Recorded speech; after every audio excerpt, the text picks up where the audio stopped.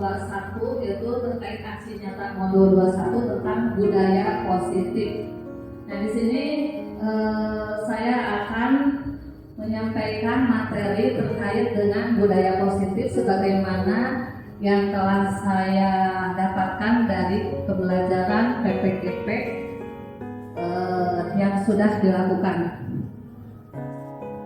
Nah, ini kebetulan kemarin kita sudah melaksanakan budaya positif, yaitu membiasakan kembali bersalaman yang selama ini sudah kita lakukan, tetapi terkendala oleh pandemi. Alhamdulillah kemarin kita sudah melaksanakan lagi dan mudah-mudahan ini bisa berjalan dengan lancar. Selanjutnya mungkin Bapak Ibu sudah mendengar tentang budaya positif. Apa sih sebenarnya budaya positif itu? Ini budaya positif di sekolah adalah nilai-nilai, keyakinan dan kebiasaan-kebiasaan di sekolah yang berpihak pada siswa agar siswa dapat tumbuh dan berkembang menjadi pribadi yang bertanggung jawab, kritis dan penuh hormat. Nah, itu pengertian dari budaya positif. Selanjutnya, sebelum kita menginjak kepada pembahasan konsep-konsep yang terkait pada budaya positif, ada pertanyaan pemantik. Mungkin di sini pertanyaan pemantik ini terkait dengan interaksi antara guru dengan siswa. Ini cukup menjawab setuju atau tidak setuju. Yang pertama, hukuman dapat mendisiplinkan anak. Setuju atau tidak? Nah, silakan Bapak Ibu menjawab setuju dulu ya. Yang kedua, pemberian hukuman dengan hal positif seperti membaca atau membersihkan halaman sekolah dapat meningkatkan disiplin anak. Selanjutnya, yang ketiga, memberi penghargaan dapat meningkatkan motivasi belajar anak. Itu adalah pertanyaan pemantik yang mungkin jawabannya sudah ada dari Bapak Ibu, dan kita mungkin bisa nanti menyamakan dengan konsep-konsep yang ada pada modul ini. Boleh ini bertanya Bu, bertanya berarti boleh ya? Ya boleh, nanti ada waktu sesinya. Silakan ya, setelah selesai menyampaikan materi, silakan Bapak Ibu diskusi dan sekalian mungkin nanti kita akan merancang kira-kira budaya positif apa yang akan kita laksanakan di sekolah. Nah, selanjutnya konsep-konsep terkait budaya positif. Yang pertama, disiplin positif dan nilai-nilai kebajikan universal. Yang kedua, teori motivasi, hukuman dan penghargaan, restitusi. Yang ketiga, keyakinan kelas. Dan keempat, kebutuhan dasar manusia dan dunia berkualitas. Yang kelima, restitusi, yaitu 5 posisi kontrol. Posisi Bu? Yang keenam, restitusi, segitiga restitusi. Selanjutnya, apa itu disiplin positif dan nilai-nilai kebajikan universal? Nah, mari kita menggali apa sebenarnya disiplin itu ya. Sebelum kita mendefinisikan atau menemukan tentang konsep disiplin, ini ada perubahan paradigma, kegiatan kepalan tangan. Nah, ini kita akan menemukan jawabannya ya. Disiplin itu apa? Ada A dan B, atau Anda dan teman Anda. Sobeklah secari kertas kecil, tuliskan benda atau sesuatu yang sangat berharga untuk Anda. Letakkan di salah satu tangan Anda dan genggam benda atau sesuatu tersebut dengan segala daya. Buatlah sebuah kepalan. Nah, ini ya. Teman Anda atau B akan mencoba dengan sekuat tenaga dengan berbagai cara untuk meminta Anda memberikan benda tersebut. B bisa membujuk, mengancam, menghardik, merayu, menyuap, apa saja agar dapat membuka kepalan tangan Anda. Apa yang akan terjadi? Nah, ini nanti kita akan bisa menjawab ya. Mungkin Bapak Ibu terbayang ketika Bapak Ibu mengepala tangan Bapak Ibu, ada teman Bapak Ibu ingin membuka. Bagaimana? Apakah Bapak Ibu akan membuka? terbujuk dengan rayuan atau tidak? Nah ini. Ya, nanti akan terjawab juga ya. Selanjutnya, perubahan paradigma teori kontrol atau teori pilihan ya di sini, atau ilusi kontrol, namanya juga ilusi, yaitu angan. Kalau angan itu berarti sesuatu yang mungkin hanya bayangan saja, yaitu angan.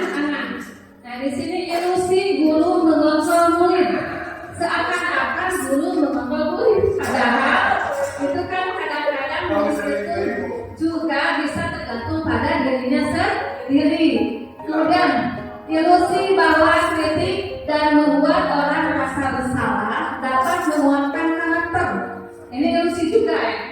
Kemudian ilusi bahwa semua penguatan positif, efektif dan bermanfaat. Yang selanjutnya ilusi bahwa orang dewasa memiliki hak untuk memaksa.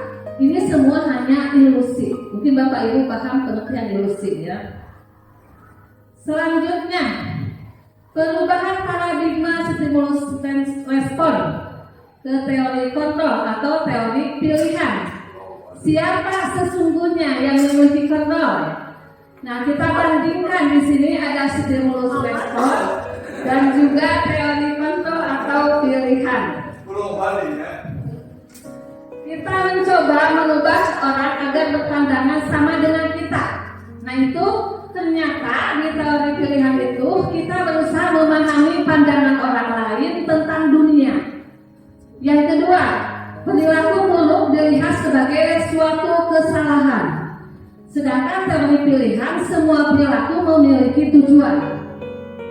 Selanjutnya, orang lain bisa mengontrol saya, itu ada stimulus respon. Sedangkan pada teori pilihan, Anda tidak bisa mengontrol orang lain. Selanjutnya, pada stimulus respon itu pemaksaan ada pada saat bujukan gagal. Sedangkan di teori pilihan, kolaborasi dan konsensus menciptakan pilihan-pilihan baru. Model berpikir menang atau kalah. Di teori pilihan, model berpikir menang-menang. Nah ini yang terakhir mungkin bisa ditafsirkan atau dianalogikan pada siswa. Berpikir menang atau kalah, jangan sampai guru menang, siswa kalah. Artinya guru merasa senang, siswa tersiksa. Nah itu yang dimaksud dengan berpikir menang kalah. Kemudian kalau menang-menang, guru senang, siswa juga senang. Itu yang termasuk pada teori pilihan. Jadi mungkin kita bisa membedakan ya antara mana yang seharusnya kita terapkan pada siswa dan yang seharusnya tidak diterapkan pada siswa. Ini melalui stimulus respon atau teori pilihan. Jadi kita bisa memilah-milah ya atau membedakan mana yang seharusnya dan mana yang tidak seharusnya. Selanjutnya disiplin positif. Ini mengenai teori kontrol atau teori pilihan menurut Dr. William Glasser. Anda tidak bisa mengontrol orang lain, hanya Anda yang bisa mengontrol diri Anda. Nah dari sini tercipta disiplin diri ya atau mana disiplin. Belajar kontrol diri dengan menggali potensi kita agar tercapai tujuan mulia, yaitu sesuatu menjadi seseorang yang kita inginkan berdasarkan nilai-nilai yang kita hargai. Nah dari sini akan tercipta motivasi intrinsik. Motivasi intrinsik artinya kekuatan positif datangnya bukan dari orang lain, tetapi dari diri kita sendiri. Selanjutnya, semua perilaku memiliki tujuan. Nah di sini bukan hanya perilaku yang positif, tetapi juga perilaku yang negatif juga sama mempunyai tujuan. Teori motivasi, nah ini terkait dengan teori motivasi ada 3 motivasi perilaku manusia. Yang pertama, satu untuk menghindari hukuman. Nah di sini ketika kita melakukan sesuatu, motivasinya untuk menghindari hukuman. Atau di sini siswa misalnya, ini dikategorikan motivasi ekstrinsik. Yang kedua, untuk mendapatkan imbalan. ini juga masih termasuk pada motivasi intrinsik. Selanjutnya untuk nomor 3, yaitu untuk menghargai diri sendiri. Nah, ini yang kita harapkan dari siswa, yaitu motivasi yang ketiga. Dari motivasi yang ketiga itu tercipta nilai-nilai kebajikan universal. Nah, dan nantinya akan kita buat pada keyakinan kelas. Nah, mungkin kemarin sudah disosialisasikan tentang keyakinan kelas kepada siswa. Selanjutnya, model berpikir menang-menang. Kolaborasi dan konsensus menciptakan pilihan-pilihan baru. Nah, ini terkait dengan 5 posisi kontrol. Yang pertama, penghukum. Nanti akan dijelaskan yang bagaimana sebagai penghukum. Yang kedua, pembuat rasa bersalah. Yang ketiga, sebagai atau posisi sebagai teman. Yang keempat, posisi sebagai pemantau. Dan yang kelima, posisi sebagai manajer. Nah, ini yang kelima itu nantinya akan tercipta pada segitiga restitusi. Yang bagaimana segitiga restitusi itu? Yang pertama, menstabilkan identitas. Yang kedua, validasi kebutuhan atau validasi tindak. Selanjutnya, selanjutnya realitas atau kebutuhan. Kita berbeda. Kita berusaha memahami pandangan orang lain tentang dunia. Setiap orang memiliki gambaran berbeda. Nah, ini terkait dengan 5 kebutuhan dasar manusia. Yang mana saja yang termasuk pada 5 kebutuhan dasar manusia. Yang pertama, bertahan hidup atau survival. Yang kedua, penguasaan. Yang ketiga, kasih sayang dan rasa diterima. Yang keempat, ketenangan. Yang kelima, kebebasan. Nah, ini apabila pada diri murid ada sesuatu yang tidak terpenuhi, maka murid tersebut akan berperilaku negatif. Jadi usahakan semua kebutuhan dasar ini bisa terpenuhi. Ya, selanjutnya, apakah makna disiplin? Nih, makna disiplin yang kita rasakan saat ini adalah sesuatu yang harus kita patuhi. Nah, tetapi yang sebenarnya itu bagaimana ya? Ini pertama berasal dari bahasa Latin, disiplina, yang artinya belajar. Kemudian, mana asal dari kata ini berkonotasi dengan disiplin diri dari murid-murid. Ini menurut Socrates dan Plato. Kemudian, disiplin diri membuat orang menggali potensinya menuju sebuah tujuan. Apa yang dia hargai. Selanjutnya, namun dalam budaya kita, makna kata disiplin telah berubah menjadi sesuatu yang dilakukan seseorang pada orang lain untuk mendapatkan kepatuhan. Nah, ini yang selama ini mungkin kita anggap seperti itu ya pengertian dari disiplin. Kecenderungan umum adalah menghubungkan kata disiplin dengan ketidaknyamanan, bukan dengan apa yang kita hargai atau pencapaian sesuatu tujuan mulia. Selanjutnya, apa yang dimaksud dengan nilai-nilai kebajikan universal? Nilai-nilai kebajikan adalah sifat-sifat positif manusia yang merupakan tujuan mulia yang ingin dicapai setiap individu. Nilai-nilai tersebut bersifat universal dan lintas bahasa, suku bangsa, agama maupun latar belakang. Setiap perilaku atau perbuatan memiliki suatu tujuan. Ini menurut Dr. William Glasser pada teori kontrol 1984. Selanjutnya, dengan menaikkan nilai-nilai kebajikan yang diyakini seorang, maka motivasi intrinsiknya akan terbangun, sehingga menggerakkan motivasi dari dalam untuk dapat mencapai tujuan mulia yang diinginkan. Ini menurut Diane Goshen ya, 1988 dari Goshen. Kemudian nilai-nilai kebajikan yang ingin dicapai oleh setiap anak Indonesia kita kenal dengan profil pelajar Pancasila, yaitu yang pertama beriman, bertakwa kepada Tuhan Yang Maha Esa dan berakhlak mulia.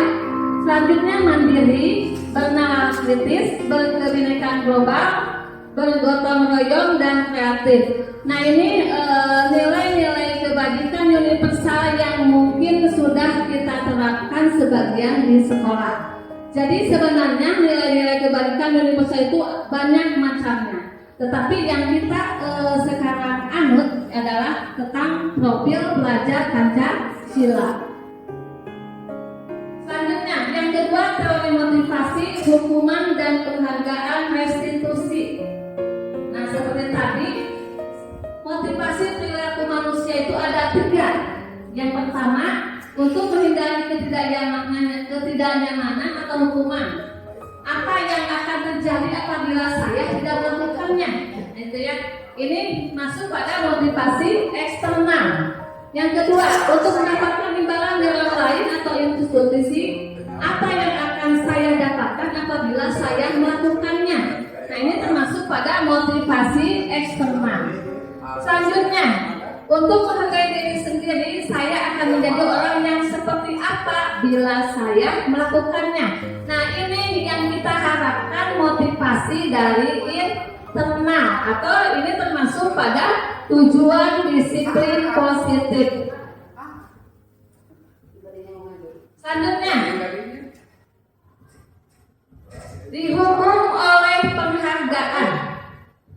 Bahwa penghargaan berlaku sama dengan hukuman dalam arti meminta atau membujuk seseorang melakukan sesuatu untuk memenuhi suatu tujuan tertentu dari orang yang meminta atau membujuk. Dorongannya eksternal dan ada faktor ketergantungan, beberapa dampak dan pemberian penghargaan. Selanjutnya, pengaruh jangka pendek dan jangka panjang. Nah, ini pengaruh dari dihukum oleh penghargaan itu akan berpengaruh pada jangka pendek dan jangka panjang. Dan juga ini penghargaan itu menghukum. Contohnya, misalnya kita memberikan hadiah kepada siswa karena siswa itu mendapat ranking pertama. Siswa itu merasa terhukum, tertekan karena apa? Bagaimana saya harus mempertahankannya ya? Kemudian seandainya siswa tersebut menjadi turun, itu juga dia merasa beban. Nah, itu yang masuk dengan penghargaan itu menghukum. Kemudian penghargaan mengurangi ketepatan.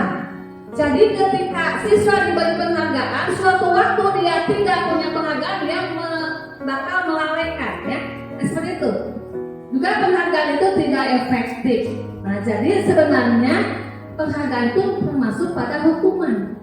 Coba mungkin Bapak Ibu bisa merasakan ketika kita mendapat prestasi ya, kita terbeban untuk dapat mempertahankannya ya. Kemudian kita juga ketika jatuh kita juga menjadi beban, itu adalah dari penghargaan. Sehingga pada kurikulum yang dulu tidak ada rankingan. Nah, itu maksudnya di sana. Siswa itu tidak ada rankingan. Ya, nanti bisa dalam diskusi insyaallah. Kemudian tindakan guru, hukuman atau konsekuensi. Nah, ini bisa dilihat apakah Bapak Ibu sudah melakukan hukuman atau konsekuensi. Contohnya, tindakan guru mencatat 100 kali di dalam buku kalimat, saya tidak akan terlambat lagi karena terlambat ke sekolah. Nah, ini termasuk pada hukuman. Selanjutnya, lari mengelilingi lapangan basket 2 kali karena terlambat hadir di sekolah. Itu juga termasuk pada hukuman. Murid diminta untuk push up 15 kali karena tidak menggunakan masker ke sekolah. Itu termasuk hukuman.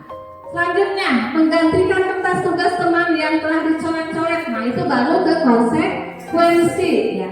Membersihkan tumpahan air di meja tulis karena tersenggol pada saat belajar. Itu juga termasuk konsekuensi.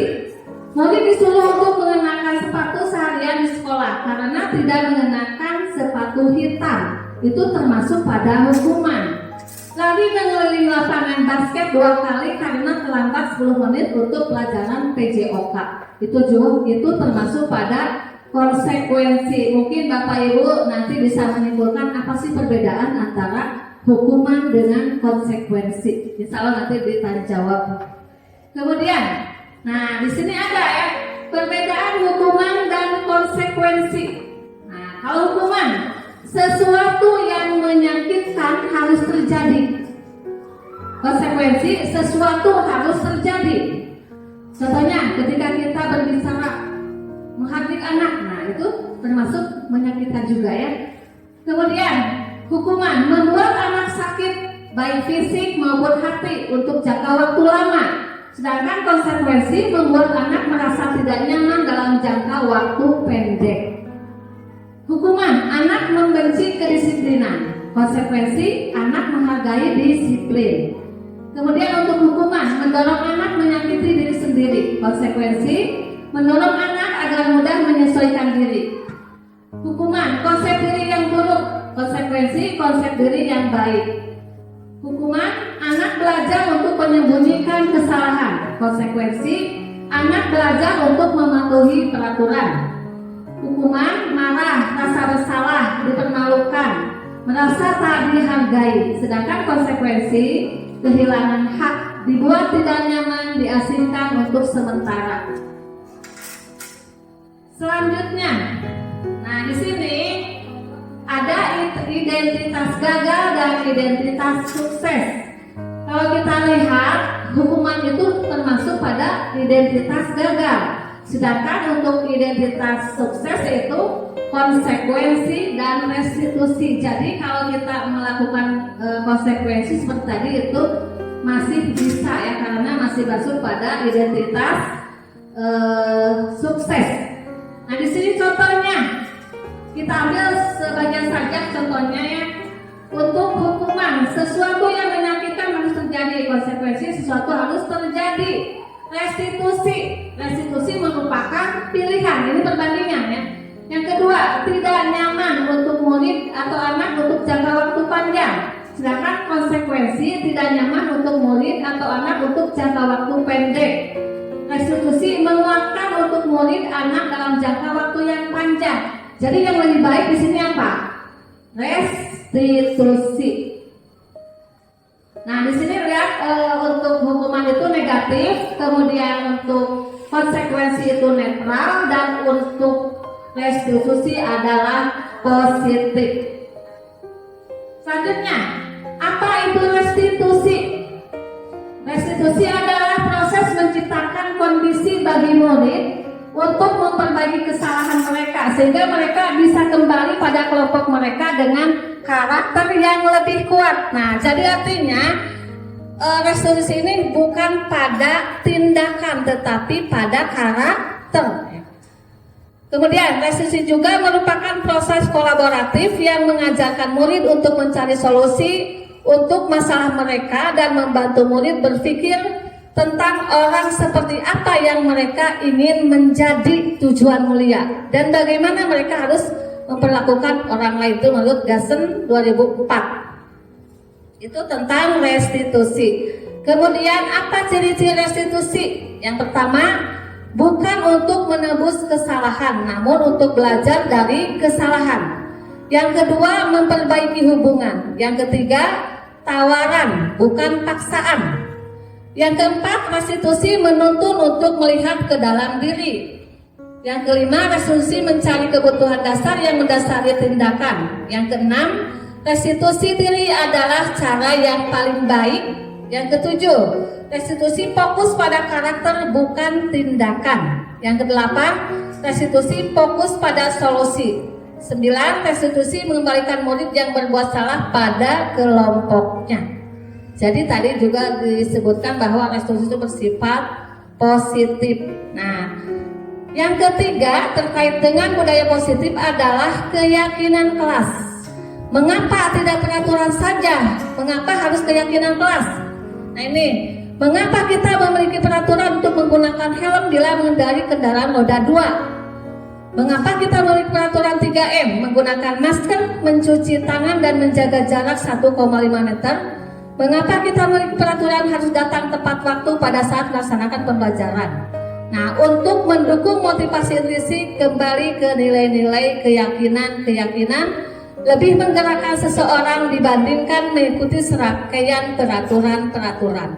Artinya di sini ketika kita menerapkan peraturan ini, motivasi intrinsik siswa atau individu itu belum terbentuk, tetapi dapat dibentuk dengan keyakinan tuh ya. Kemudian silakan Bapak Ibu bisa melihat perbedaan antara peraturan dengan keyakinan. Yang pertama, untuk peraturan selalu kembalikan buku ke tempatnya, sedangkan keyakinan kelas adalah tanggung jawab. Nah, berarti nilai dari selalu mengembalikan buku ke tempatnya adalah nilainya tanggung jawab. Itu yang perbedaan antara peraturan dengan keyakinan kelas. Yang kedua, dilarang mengganggu orang lain. Nah, keyakinan kelasnya adalah menghormati orang lain. Artinya di sini ketika kita membuat keyakinan kelas, kita membuat dengan pernyataan-pernyataan yang positif. Sedangkan kalau peraturan itu kemungkinan ada pernyataan-pernyataan yang negatif ya. Contohnya dilarang. Nah, keyakinan kelasnya adalah menghormati orang lain. Itu adalah ya nilai-nilai kebajikan universalnya. Selanjutnya,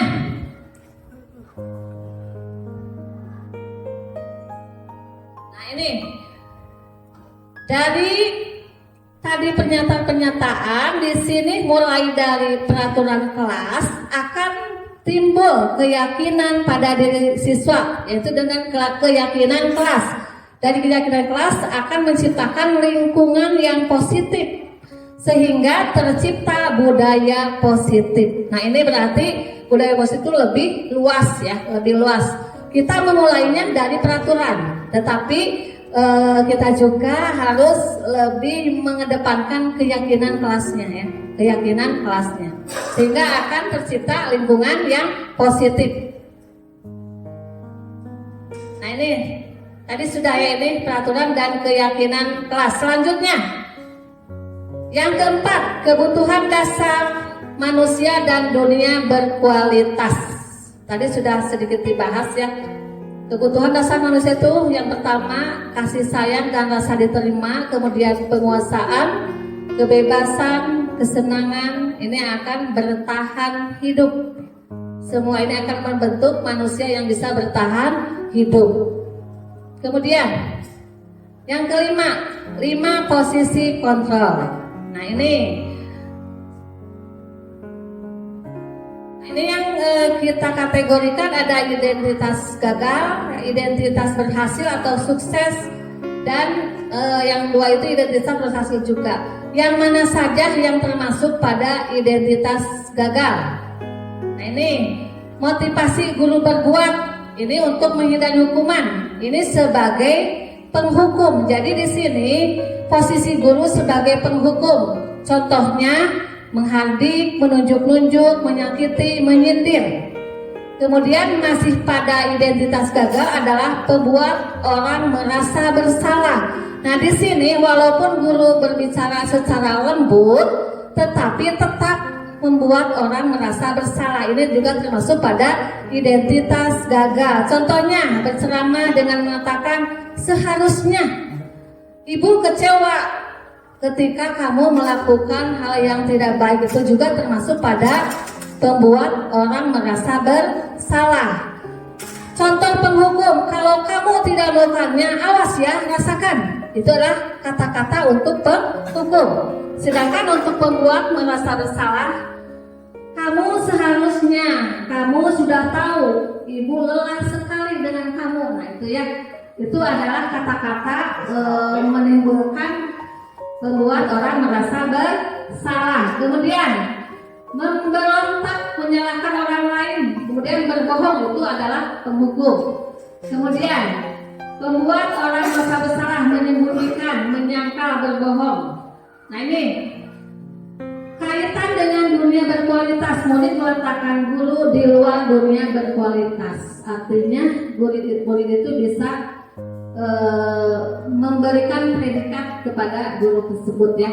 Kemudian kaitan dengan universitas untuk pembuat merasa bersalah. Murid meletakkan guru di dalam dunia berkualitas. Nah, ini masih pada dunia berkualitas. Selanjutnya untuk yang identitas berhasil atau sukses.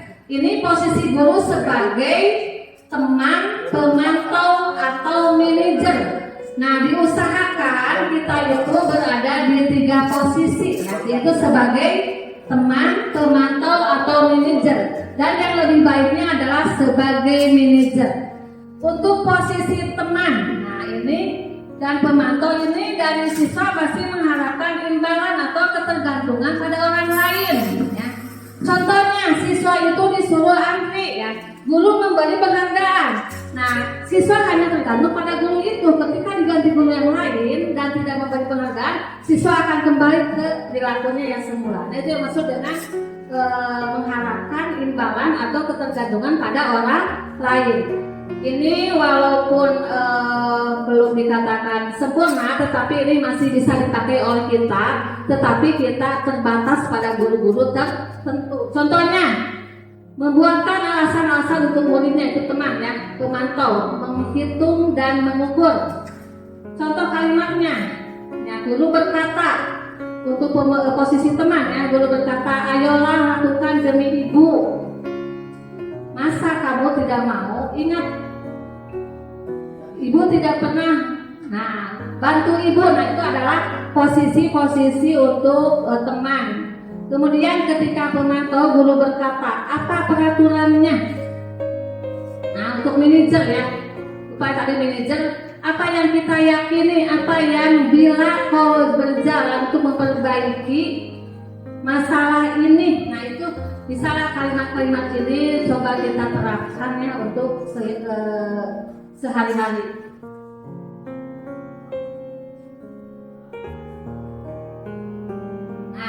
Yang terakhir adalah, nah ini sebelum terakhir kita lihat dulu supaya lebih, nah ini ya.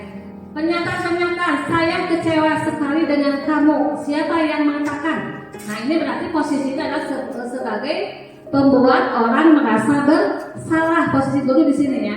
Kamu tidak pernah benar melakukannya. Nah, ini guru itu sebagai penghukum. Kemudian ayolah lakukan demi ibu atau bapak. Ini posisi guru sebagai teman. Kemudian apakah kamu mau mendapatkan stiker bintang hari ini? Ini sebagai pemantau. Nah, ini bagaimana kamu bisa menyelesaikan masalah ini? Ini adalah manajer. Dari kata-katanya juga sudah bijak, ya. Untuk penghukum, kamu selalu yang paling terakhir. Nah, ini untuk posisi penghukum. Itu adalah pernyataan-pernyataan yang dilontarkan oleh guru terhadap siswa, dan guru di sini berposisi yang 5 tadi, ya. Selanjutnya, yang terakhir adalah segitiga restitusi. Nah, tadi yang pertama adalah menstabilkan identitas. Nah, yang kedua menyatakan, yang kedua ya, validasi kebutuhan. Yang ketiga menyatakan keyakinan. Selanjutnya, nah ini menstabilkan identitas adalah untuk membuat anak yang merasa gagal karena berbuat salah menjadi positif terhadap dirinya. Jadi anak itu usahakan ketika dia merasa gagal, kita kembalikan ke keadaan positif. Ini bagaimana perkataan guru. Nah, di sini contohnya, berbuat salah itu hal yang manusiawi. Jadi ketika anak berbuat salah, coba kita berkata misalnya berbuat salah itu hal yang manusiawi. Tidak ada manusia yang sempurna. Mungkin anak tidak terlalu dipojokkan seperti itu, ya. Kemudian bapak ibu juga buat salah, kita pasti bisa mencari permasalahan ini. Bapak atau ibu tidak tertarik untuk mencari tahu siapa yang benar, siapa yang salah. Bapak atau ibu lebih tertarik untuk menyelesaikan masalah. Selanjutnya, kalau kamu menyalahkan dirimu sendiri terus-menerus, apakah kamu bersikap baik pada dirimu sendiri? Nah, ini adalah pernyataan-pernyataan guru ketika menstabilkan identitas siswa yang sudah merasa gagal. Selanjutnya, restitusi yang kedua yaitu validasi tindakan.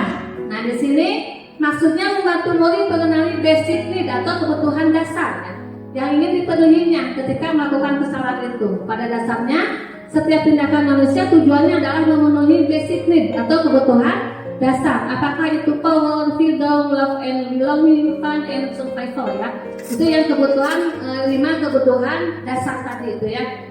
Kemudian di sini bagaimana kata-kata guru? Guru berkata untuk validasi tindakan. Kamu bisa saja kan melakukan hal yang lebih buruk, Tapi kamu tidak melakukannya kan? Kamu pasti punya alasan mengapa melakukannya. Apa yang penting bagi kamu? Tuh. Yang kedua, kamu boleh tetap berusaha menjaga sikap itu, tapi tambahkan sikap yang lain yang baru. Selanjutnya, maukah kamu belajar cara lain untuk mendapat yang kamu butuhkan tanpa harus mogok? Tuh. Apa kamu bisa melakukan dengan lebih baik besok lagi? Itu adalah untuk validasi tindakan.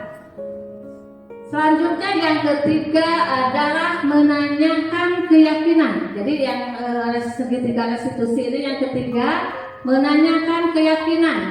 Anak melihat kesalahannya dihubungkan dengan norma sosial dan nilai-nilai yang mendasari manusia berinteraksi dengan orang lain. Nah ini contohnya, guru berkata, apa nilai yang kita percaya di kelas atau sekolah kita? Kemudian nilai-nilai sekolah apa yang telah kita sepakati? Kelas yang dia itu seperti apa sih? Kamu ingin jadi anak seperti apa? Apa yang kamu rasakan ketika kamu lakukan itu? Kamu menjadi orang yang seperti apa? Nah ini adalah segitiga restitusi. Yang kemarin kita bahas adalah tentang keyakinan kelas. Nah mungkin penguatannya, keyakinan kelas itu dibuat dengan pernyataan-pernyataan yang positif. Ya. Ibu Bapak, terima kasih atas perhatiannya dan kesediaannya untuk meluangkan waktu. Mudah-mudahan dari yang apa saya sampaikan ini bisa bermanfaat dan mudah-mudahan kita bisa mengubah paradigma sedikit demi sedikit demi kebutuhan atau pembelajaran yang berpihak pada peserta didik. Ini menurut Ki Hajar Dewantara. Setiap orang menjadi guru, setiap rumah menjadi sekolah. Kemudian, saya suka bekerja dengan orang-orang. Saya percaya perubahan hanya bisa datang melalui kolaborasi. Terima kasih atas perhatiannya. Wassalamualaikum warahmatullahi wabarakatuh.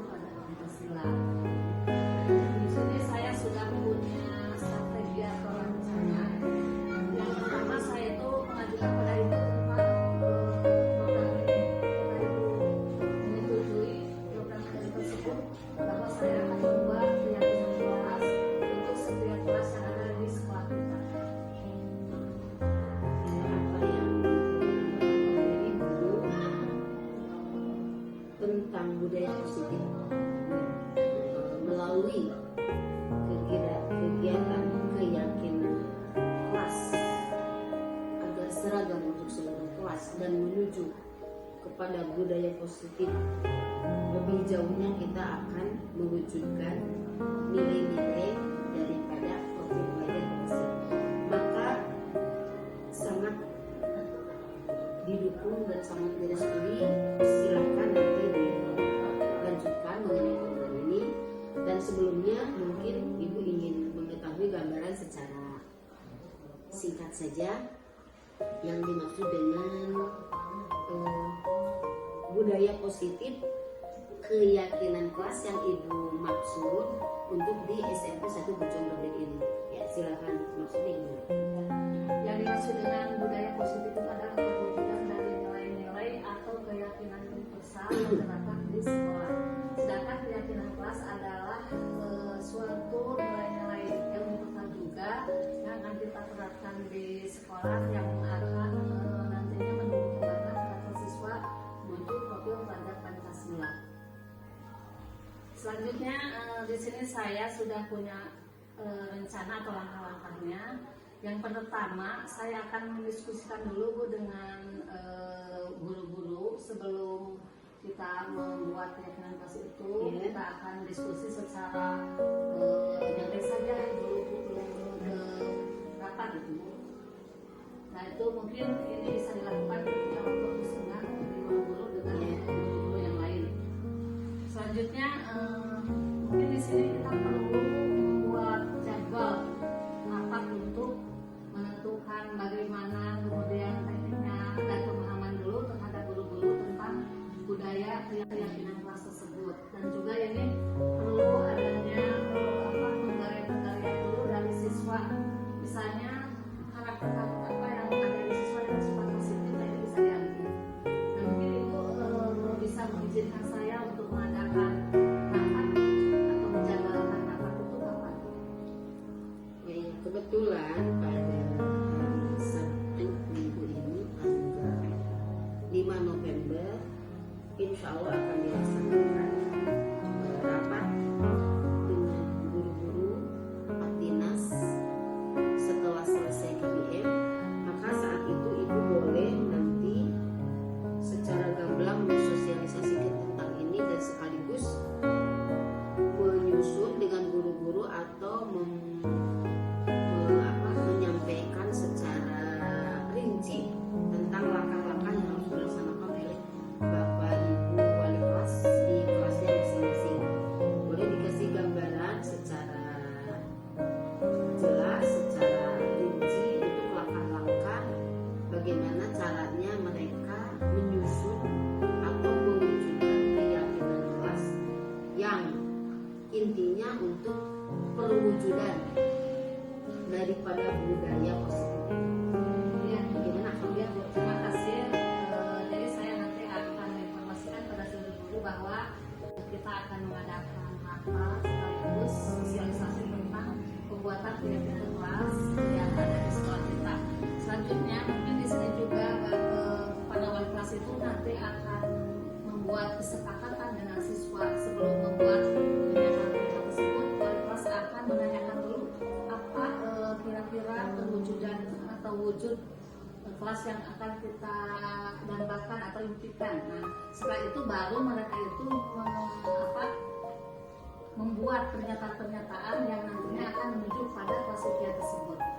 Nah, langkah selanjutnya setelah mereka mempunyai pernyataan tersebut dituliskan di dalam kertas origami, kemudian ditempel di karton, kemudian setelah itu sepakat semuanya bahwa keyakinan kelas ini akan dilaksanakan. Itu komitmen semua siswa dengan wali kelas dan juga termasuk guru-guru yang nantinya akan masuk ke setiap kelas tersebut. Nah, itu mungkin gambaran langkah-langkah yang akan saya lakukan nanti setelah atau ketika didiskusikan di rapat nanti. Itu saja Bu. Terima kasih atas waktunya Ibu. Ini Pak, saya punya program yang akan dilaksanakan terkait dengan budaya positif. Saya ingin bekerjasama dengan Bapak sebagai BP. Nah, ini mungkin Bapak yang sudah pengalaman punya langkah apa saja untuk membangun budaya positif di sekolah dan beserta contohnya.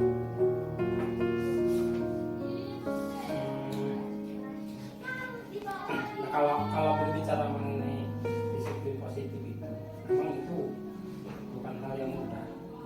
Itu butuh waktu karena untuk anak mengerti apa yang harus dilakukan untuk menghadapi masalah itu kan harus banyak komunikasi dulu, kelasnya khususnya.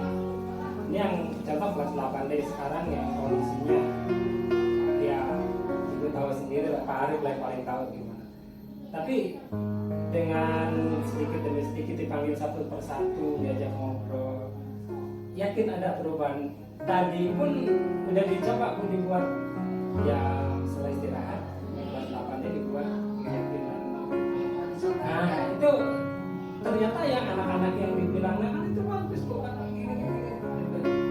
Apa sudah Kita langsung diadu ibu, tinggal pang-pang nanti.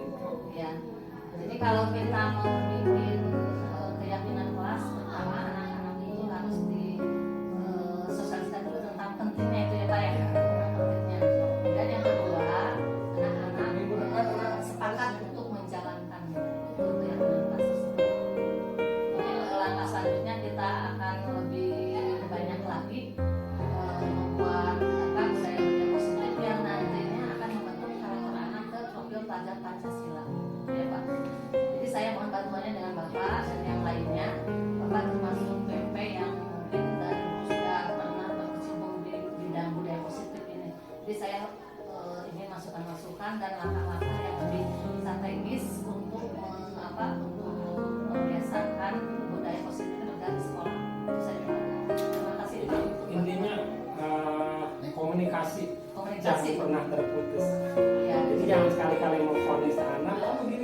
tanpa ada komunikasi dulu.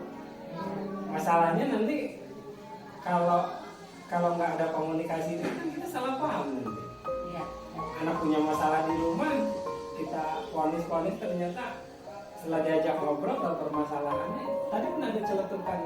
Pak, aku mau kami saran ibu tuh sok isolan gini. Oh, pesan di sekolahnya macam-macam, berarti di rumahnya pun nggak aman ya. Dicoba. Ya. Segi definisi yang disebut dengan keyakinan kelas. Nah, apa beda keyakinan kelas dengan peraturan kelas ya? Ini yang bedanya, kalau keyakinan kelas itu adalah nilai-nilai universal ya, yang harus kita terapkan, tetapi ini lebih abstrak ya dibandingkan dengan peraturan.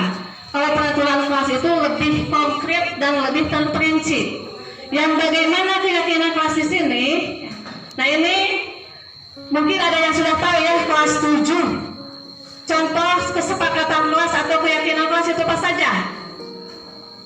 Coba masih ingat? Salah satunya tidak meminta pulang sebelum waktunya. Apalagi? Saling menghargai dengan teman. Apalagi? Bertanggung jawab. Apalagi?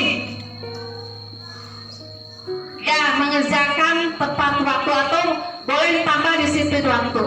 Segi definisi yang disebut dengan keyakinan kelas. Nah, apa beda keyakinan kelas dengan peraturan kelas ya? Ini yang bedanya, kalau keyakinan kelas itu adalah nilai-nilai universal ya, yang harus kita terapkan, tetapi ini lebih abstrak ya dibandingkan dengan peraturan. Kalau